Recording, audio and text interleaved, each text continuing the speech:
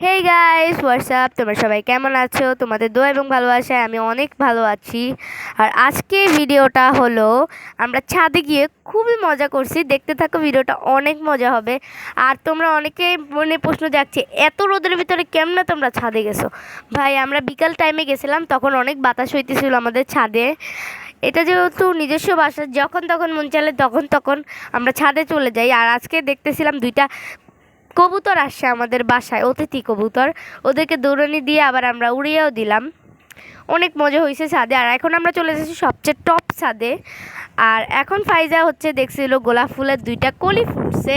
So ওইটা দেখে আমাকে ডাক দিল, আবার আমিও আবার একটু দেখতে চলে আসলাম। খুবই মজা হয়েছিল আজকে ছাদে।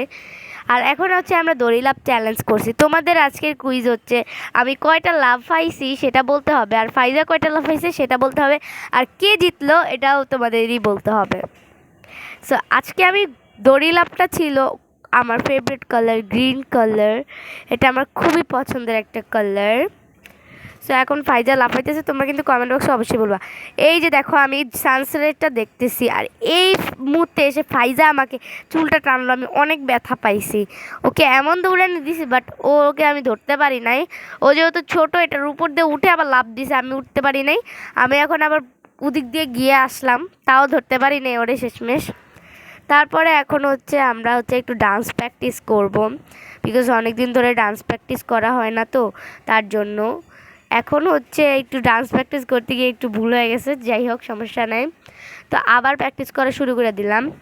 সো এখানে আমরা কোন গানে নাচছি সেটাও কিন্তু একটা কুইজ।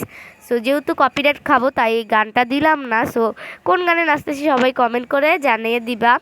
আর আমি ভয়েস ওভার দিতেছি যে ফাইজা কই, ফাইজা কিন্তু আমার সাথে নাই, ফাইজা নিচে গেছে।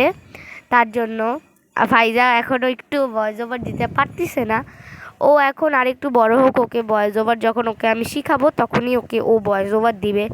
আর তোমরা কিন্তু অবশ্যই বলবো আমি কোন গানে নাচতেছি। আর এখন হচ্ছে আমি বিকালবেলা দেখতেছি কি কয়েকটা পাখি অনেক উঠতেছিল, খুবই মজা হইতেছিল।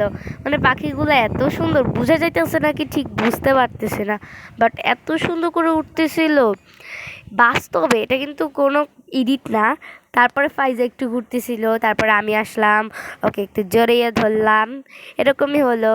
সবার শেষে বাই বাই, আল্লাহ হাফেজ। আমার চ্যানেলটা সবাই সাবস্ক্রাইব, লাইক এবং শেয়ার করে দিবে।